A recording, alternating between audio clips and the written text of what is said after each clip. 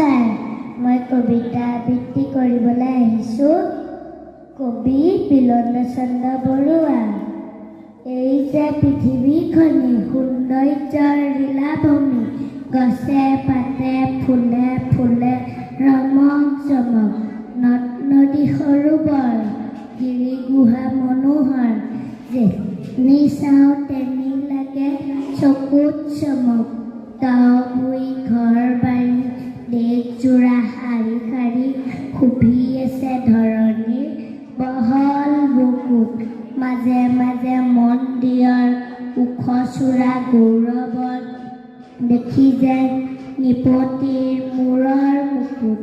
কুটিৰ কাৰেংঘৰ তাৰো নানা তৰহৰ, সৰু বৰ অনুসৰি কৰিছে নিৰ্মাণ। নৰ নাৰী গিৰি নদী গছ লতা পশু পক্ষী, পৃথিৱীৰ কুলুক আৰু লহৰী সবাল। জুই মাটি জলবায়ু সবাৰে আয়ু, শস্যপূৰ্ণ ধৰণীৰ নদন বদন। প্ৰাণদাতা জোনবেলি নীল আকাশত খেলি, কাল চকৰি আনে জীৱন মৰণ। এনেই সুন্দৰ ধৰা বিধাতাই নিজে গঢ়া, মানুহে তাতে আৰু জেৰুতি চৰাই। আলিৰ পদূলিয়ে ভৰা নগৰৰ ৰূপ চৰা, নিজেই নিজৰ ৰূপ কৰিছে পৰাই। ধন্যবাদ।